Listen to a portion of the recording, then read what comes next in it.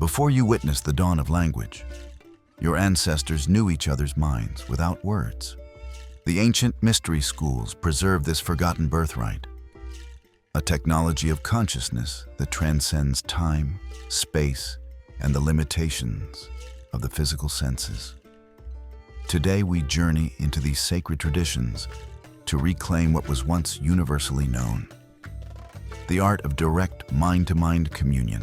What if the most advanced communication technology wasn't created in Silicon Valley, but was perfected thousands of years ago in the secret chambers of ancient temples?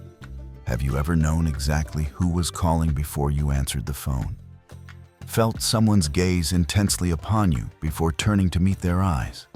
Or experienced that uncanny moment when a friend or loved one gives voice to the exact thought forming in your own mind? These aren't mere coincidences. They echo faint whispers of a profound capacity that once flowed more freely through human consciousness. A capacity that was not just acknowledged, but systematically developed within the hallowed halls of the mystery schools of antiquity. The ancient initiates understood something that modern science is only beginning to rediscover. The mind is not confined to the brain, and thoughts are not imprisoned within our skulls. They are vibrations in the universal field of consciousness, transmittable, receivable, and with proper training, controllable. You are not merely a passive observer in this exploration. As a soul traveler on the journey of awakening, you've likely experienced moments when the veil between minds grew thin. Perhaps you felt the weight of unspoken emotions from others, sensed danger before it manifested, or received insights that seemed to come from beyond your personal experience. These glimpses are not anomalies, but invitations, calls from your deeper nature to reclaim a birthright that belongs to all humanity, but has been forgotten in our rush toward external technologies. While we've been focusing our attention outward, creating ever more sophisticated devices to connect us, we've neglected the inner technology of direct knowing that requires no devices at all. The mystery schools of ancient Greece, Egypt, and beyond understood that telepathic communion was not a supernatural gift bestowed upon a lucky few, but a natural capacity that could be cultivated through specific disciplines and ritual practices. They created systematic approaches to developing these abilities. Approaches that were hidden from the uninitiated, but preserved in symbols, metaphors, and practices passed down through generations of seekers. Tonight, I invite you to walk through the veiled doorways of these ancient temples, to glimpse the methods they used, and to consider how these forgotten technologies of consciousness might be reclaimed in our modern world.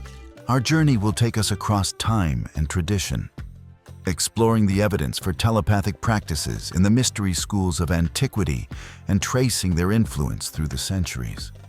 We'll examine the Eleusinian mysteries of ancient Greece, where initiates participated in sacred rituals that reportedly opened channels of direct perception. We'll discover how the Hermetic tradition preserved teachings about the mental nature of the universe and the transmissibility of thought. We'll explore the three distinct forms of telepathy recognized in the Ageless Wisdom traditions. Instinctual telepathy that we share with the animal kingdom. Mental telepathy that operates through the focused transmission of thought. And the higher spiritual telepathy that connects soul to soul beyond the limitations of personal consciousness. We'll consider how certain plants, preparations, and ceremonial environments may have enhanced these natural human capacities, looking at both ancient accounts and modern research into states of consciousness. And most importantly, we'll discuss how you might begin to develop your own telepathic sensitivity through ethical practice and dedicated training. This is not merely historical speculation or metaphysical theory. It is an exploration of practical wisdom that has the potential to transform how we understand ourselves and our connection to others. The mystery schools of antiquity were not primitive superstitions, but sophisticated systems for the transformation of consciousness.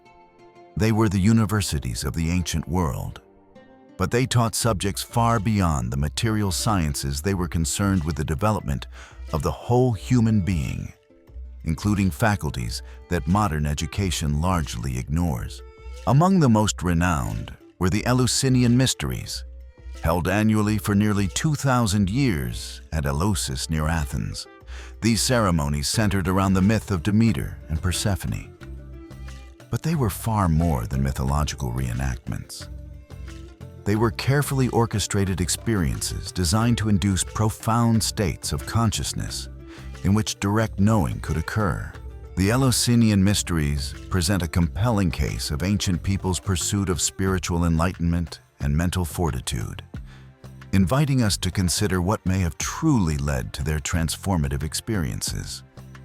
According to the philosopher Cicero, who was himself an initiate, we have learned from them the beginnings of life and have gained the power not only to live happily, but also to die with a better hope. What made these experiences so transformative? The ancient accounts tell us that initiates achieved states of consciousness in which direct knowledge was imparted not through words, but through experience. Some scholars believe this included forms of telepathic communion facilitated by the ritual drinking of kykeon, a sacred beverage that may have contained psychoactive ingredients derived from ergot, a fungus containing compounds similar to LSD. The Orphic Mysteries represented another significant tradition that emphasized the soul's journey after death and how best to purify it. The Orphics believed that within each person was a divine spark, which was a fragment of the god Dionysus, that linked humans to the divine realm. This understanding of our inherent divinity formed the foundation for practices designed to access higher dimensions of awareness.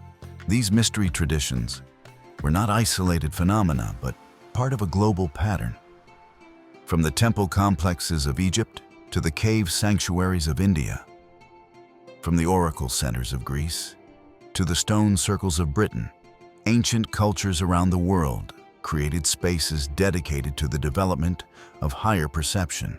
The first key revelation from these ancient traditions is that telepathy is not a single phenomenon, but exists in the multiple forms, each corresponding to different levels of human awareness. In the Ageless Wisdom teachings preserved through figures such as Helena Blavatsky and Alice Bailey, 3 distinct types of telepathic communion are described, each utilizing different aspects of our energetic anatomy. The first and most basic is instinctual telepathy, which operates primarily through the solar plexus center, the third chakra in the body's subtle energy system. This form of telepathy is emotion-based and instinctual, allowing one person to register the feelings or needs of another at a distance. We share this capacity with the animal kingdom, and it remains particularly strong between people with deep emotional bonds. Parents and children, lovers, close friends. As Colleen Morrow explains in her work on spiritual telepathy, the kahunas, the native priests of Hawaii, believe that telepathic messages are sent directly from one solar plexus to another. They described an etheric substance that extends like threads between people, creating pathways along which telepathic impressions can travel. The second form is mental telepathy, the mind-to-mind transmission of clearly formulated thoughts. This higher form of telepathy utilizes the higher centers of consciousness and requires greater mental focus and clarity. Unlike mediumship or channeling, true mental telepathy occurs between fully conscious, focused minds. The Hermetic teachings articulate this principle clearly. Every thought, emotion, or mental state has its corresponding rate and mode of vibration. And by an effort of the will of the person or of other persons, these mental states may be reproduced, just as a musical tone may be reproduced by causing an instrument to vibrate at a certain rate. This is the type of telepathy that has been most extensively studied in laboratory settings, including the Ganzfeld experiments that attempt to create conditions where one person transmits specific images or information to a receiver in a state of mild sensory deprivation. The third and highest form is spiritual or soul-to-soul telepathy, which transcends personal consciousness and connects with the universal or divine mind.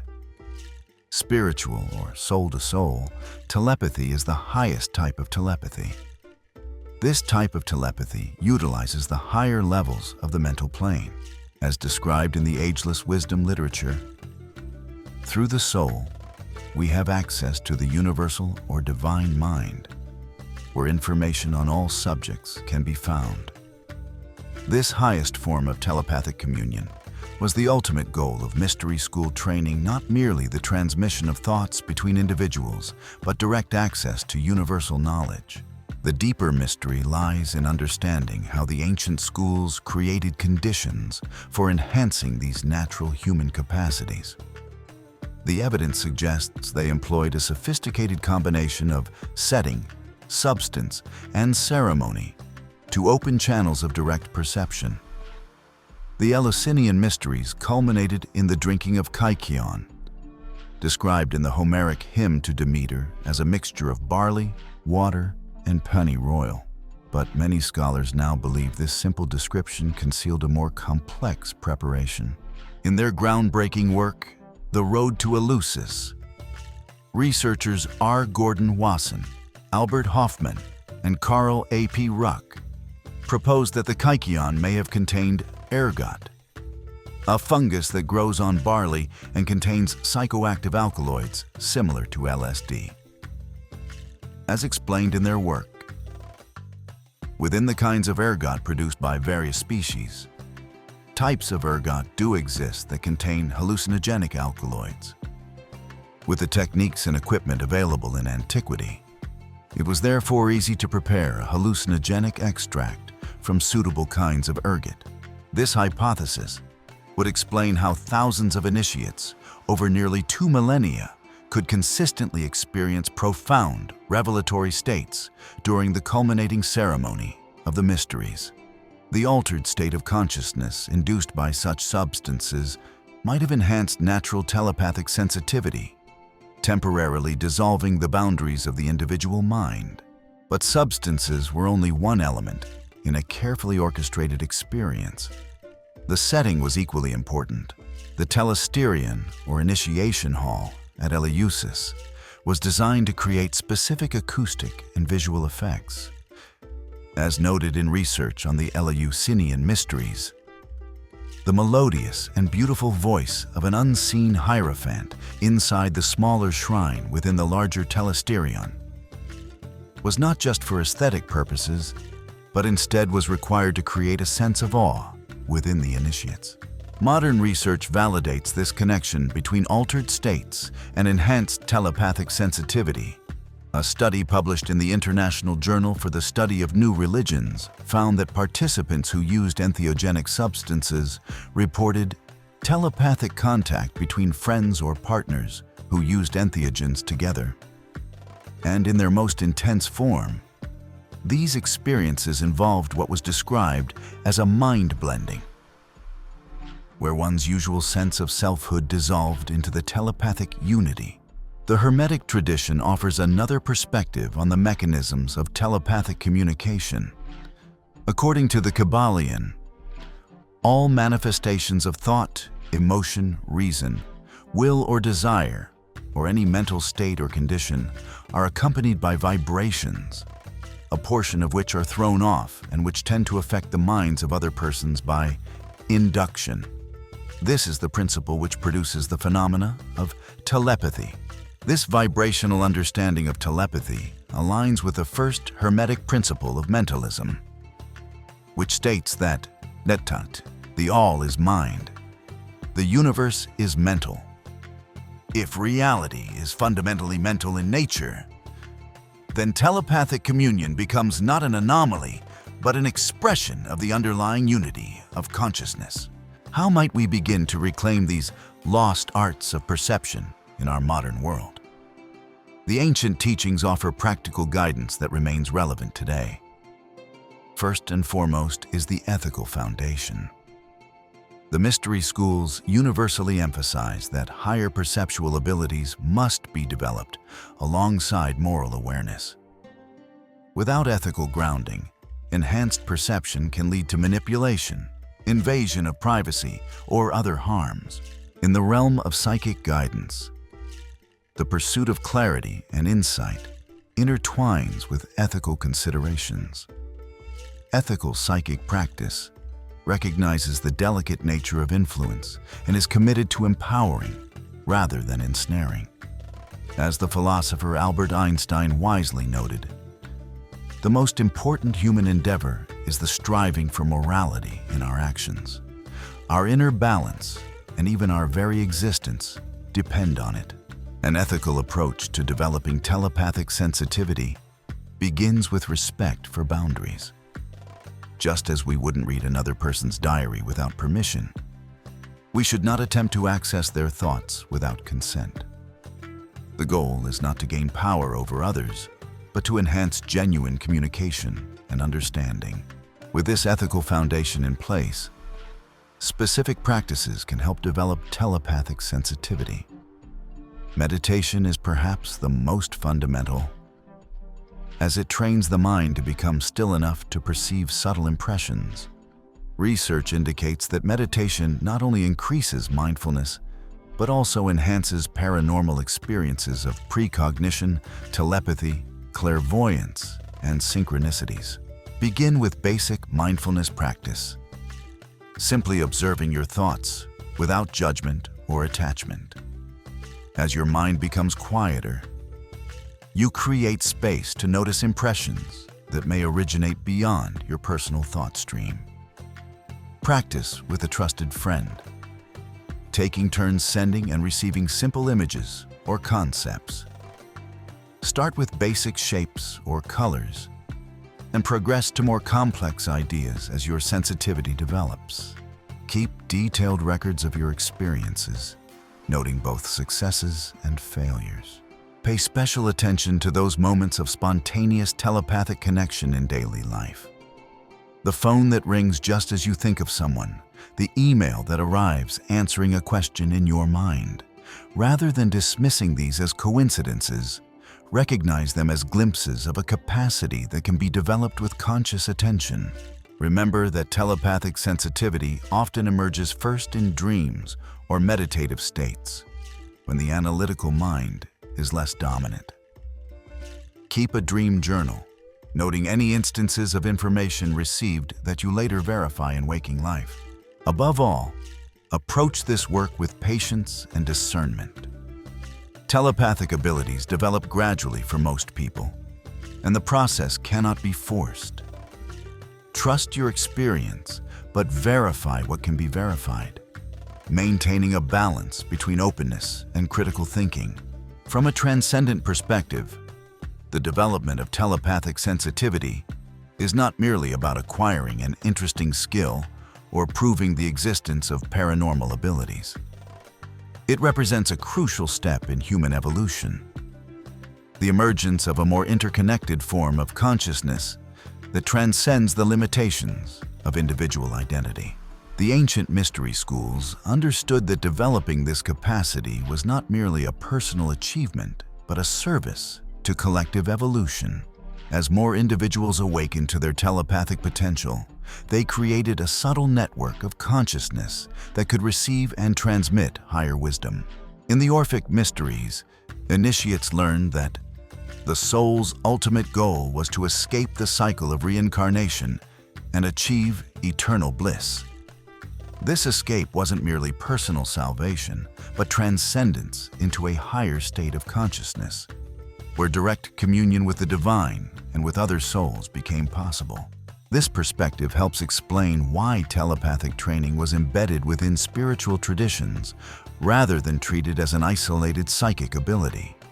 The goal was not to produce psychic parlor tricks, but to create individuals who could serve as clear channels for the transmission of universal wisdom. Spiritual telepathy provides access to what the Ageless Wisdom traditions call the universal or divine mind, a realm where information on all subjects can be found. As Colleen Mauro writes, In the past, it's been only the special people, our saints, shamans, and spiritual leaders, who have had access to the higher worlds. But we can all gain access to that universal wellspring of inspiration and knowledge. In our modern world, where communication technologies have ironically led to increasing isolation and polarization, the recovery of direct heart-to-heart and mind-to-mind connection offers a path toward genuine understanding across the barriers that divide us. Imagine a world where conflicts could be resolved through direct empathic knowledge of another's experience, where wisdom could be transmitted without the distortions of language, where the artificial boundaries between self and other become permeable, revealing our essential unity. This is not merely a utopian fantasy, but a glimpse of the next stage in our collective development. A stage that was anticipated and prepared for by the mystery schools of antiquity. They preserved these teachings through ages of materialism, knowing that the time would come when humanity would be ready to reclaim its telepathic birthright. As our journey draws to a close, I invite you to see yourself as part of an unbroken lineage of seekers who have recognized that human consciousness contains dimensions yet unexplored, capacities yet unrealized. The mystery school initiates of ancient times were not fundamentally different from you. They simply devoted themselves to systematic development of the same latent abilities that stir within your consciousness. The same divine spark that animated their quest for direct knowing burns within you. Begin where you are. Notice the subtle impressions that arise in moments of stillness. Pay attention to the knowing that comes without words, the connections that transcend physical proximity. Trust these experiences enough to explore them further, but maintain the discernment to test and verify what can be tested.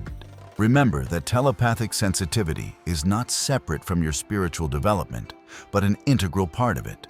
As you dissolve the illusion of separation between yourself and others, you naturally become more receptive to the thoughts, feelings, and needs of those around you. The recovery of telepathic communion represents a return to wholeness, a remembering of what we have always been beneath the fragmentation of modern consciousness. It is not something new to be gained, but something essential to be reclaimed. And so I leave you with this invitation. In the silence between thoughts, in the space between heartbeats, listen for the subtle voice of direct knowing. It has never ceased speaking. We have only forgotten how to hear.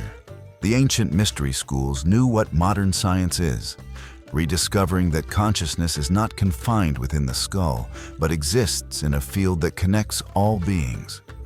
By reclaiming the lost arts of telepathic communion, we don't just recover an interesting ability. We take a crucial step toward the next phase of human evolution, a phase of genuine connection, compassion, and collective wisdom. The veil between minds is thinner than you know. The wisdom to guide you is available. The journey awaits.